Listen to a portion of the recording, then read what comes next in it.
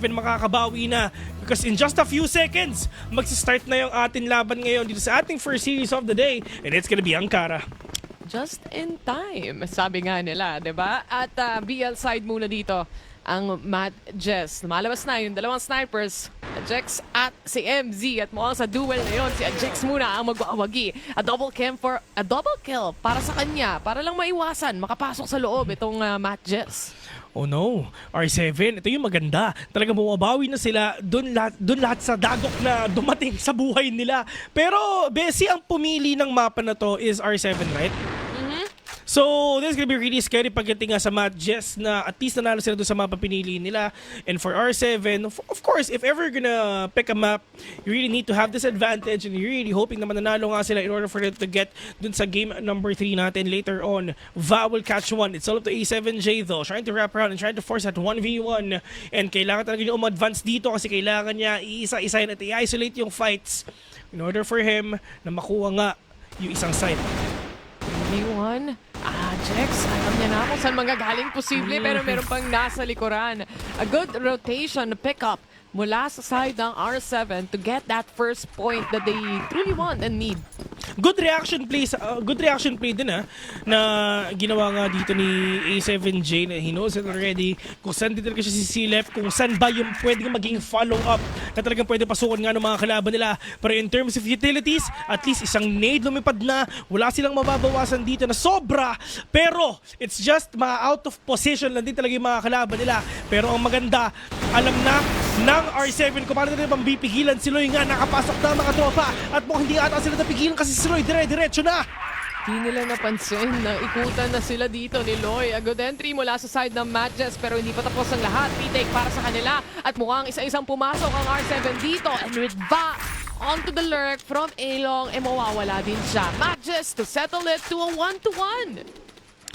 1-1 already. Matt Jess tried to set a deal pagdating nga dito sa R7. Well, like what you've said, if R7 pick this map, Matt Jess will pick the side at ito yung pinili nga nila. Let's see if ever magiging sobrang aggressive pa sila. Pero the more the aggression kasi pinapakita mo, Bessie, is the less information nga na pwede mo makuha nga dito. Pero kailangan mo din talaga mabawi ito. Kailangan mo ma-overload ng mga kalaban mo. Pero grabe naman si Deja Vu with a 2K. Pero tamang trade-off sa talaga yung nakikita natin ngayon. Make that a 2v3, Bes. 2v3 it is. Naka-hold on position pa rin naman ng R7 dito pero malapit na silang magtagpo at si Rels nga ang first contact. 1 to the kill and MZ to the rescue. 2v1 and the sniper is left alone. Ajex, malayo-layo pa ang kanyang iikutin dito at huling-huli na siya sa magiging rotation niya. As MZ shuts him away. 2-1 na magiging score. They need to push in at least Matt Jess. Sila na yung may lamang dito. I mean, kahit sinasabi nga natin kanina na R7 sila yung pumili ng mapa na to. Though, malay mo Matt Jess, meron silang something inside their sleeves in order for them to get that win. But right now, good pick off by Ajax. At least nawala na si Rels dito. Yung isang nagpapahirap sa buhay ng R7, wala na at babawi ka na lang mamaya. Bawi na lang sa next life, sa next round. Cox mawawala na rin muna. 1-1 trade lang, ika nga. Pero papasok sila sa loob ng site at si Ajex talaga. A really strong pillar when it comes to A site here. Napitas man siya but he did enough damage to make it to a 2v3. Loy will catch one. Make that a 2v2 right now. Arsec at Va. Talagang puno muna yung HP nila. Pero pagdating naman dito sa Matt Jess, mga tropa, at least nasa kanila yung C4 ngayon. Medyo mahaba pa yung oras. Pwede pa sila mag-wrap around. Pwede pa sila umikot ngayon. Pero si Va nag-aantay, nagbabantay. At mukhang A ata talaga ang pupunteriyahin nila ngayon.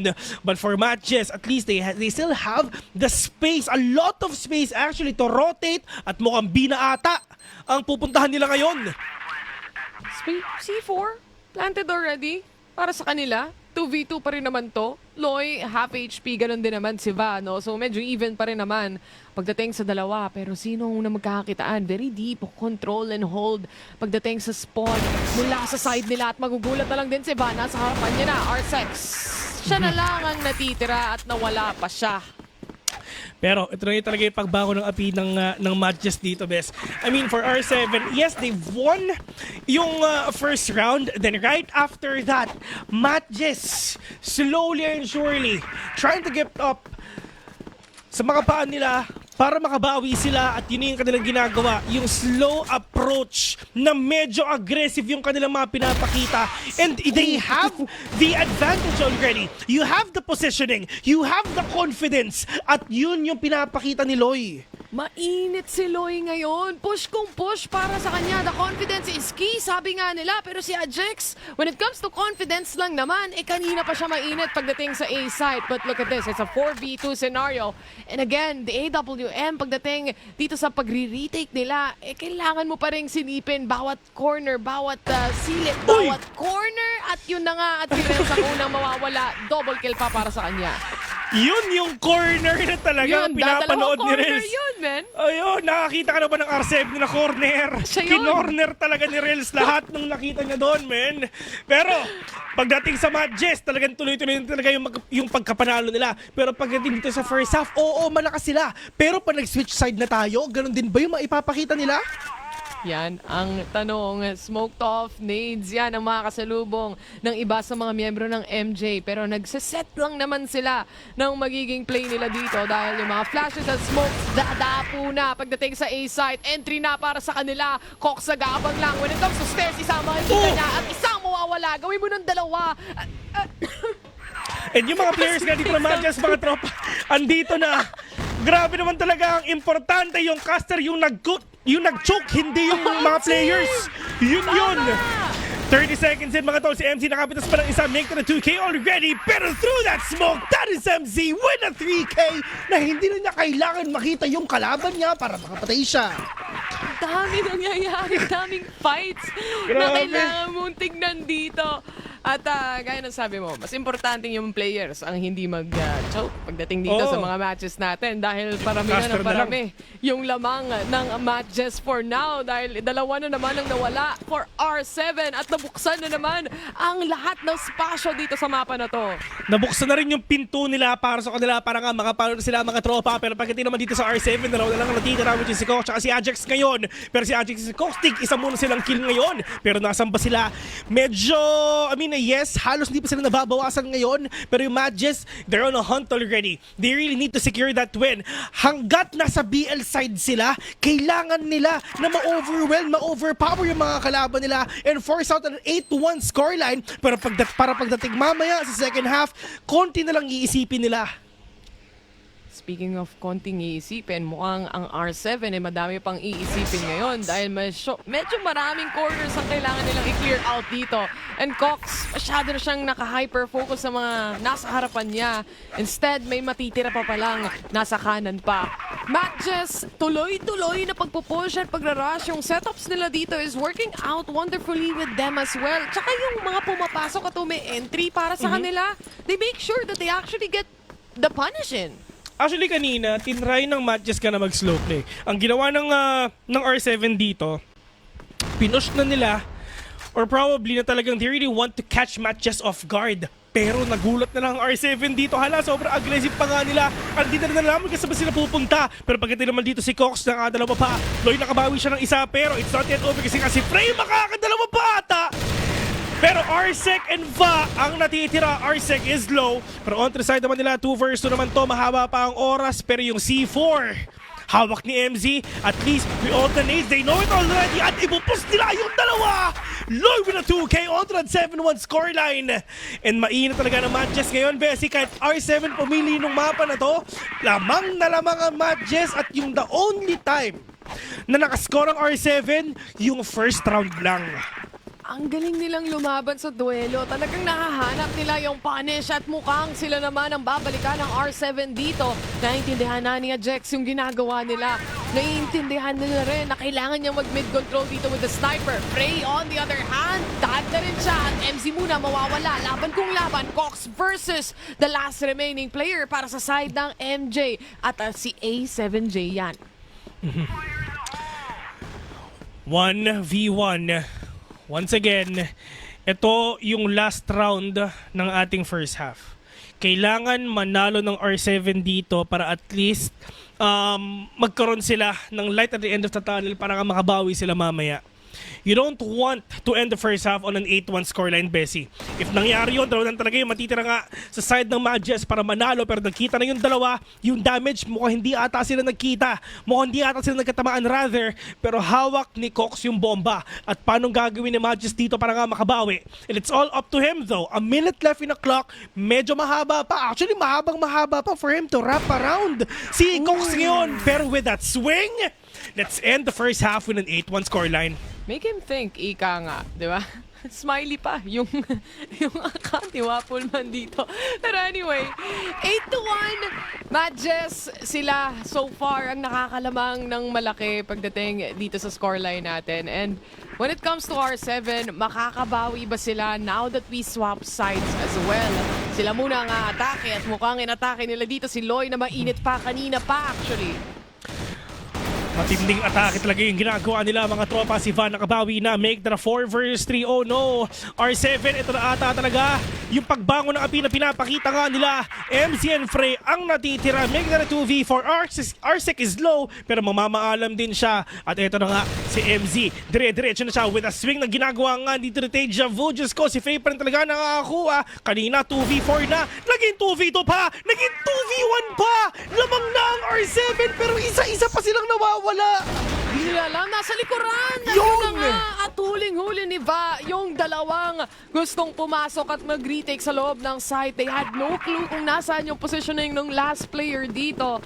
And they especially made use of that and made sure na makukuha nila yung advantage pagdating doon sa round na yan. And because of that, 8-2 yung scoreline at unti-unting nakukuha ng R7 pabalik itong mga rounds at puntos natin. Parang gano'n lang din yung nangyari kanina sa game 1, di ba? Luging-lugi sila, tapos bumawi ulit.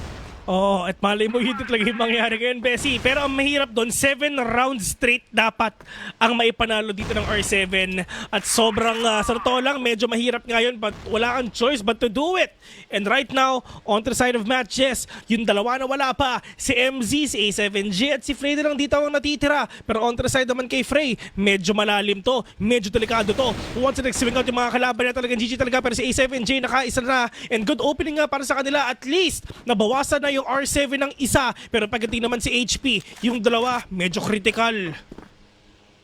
4v3 scenario to para sa kanila. Quick wraparound pagdating sa mid-control sa GR side natin. And mukhang magkakasalisihan pa sila dito ni Ajex na naka-sniper for now. Pero when you look at A site, completely nakuha na nila to at mukhang mali ata ang hula ng tatlong players na natitira para sa Matches. Instead, kailangan nila mag-hyper-rotate papuntang A site ngayon.